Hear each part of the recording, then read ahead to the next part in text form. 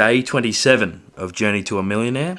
Today I've got an interesting perspective from Alex Hormozi, and this perspective he calls the frame of the veteran. And basically how this works is it's a change of expectations. If you imagine you were a veteran and you had been in a situation for many times or 1,000 times, your expectations of a given situation would be vastly different than if you were expecting it to be different for the very first time. For example, if you were stuck in traffic and it takes you an hour every single time for thousands of times, and you knew it would 1,000 more times, your expectations of that situation would be that it would take an hour, and you wouldn't be as frustrated or stressed knowing that that outcome was very likely. Compared to someone new to this situation, being more stressed thinking, oh no, is it going to take an hour, or am I able to get there sooner? This changes our preemptive thoughts to a given situation and means that it's far less hard for us to deal with. I experienced something like this at work quite recently, where I thought I had a much bigger job to do,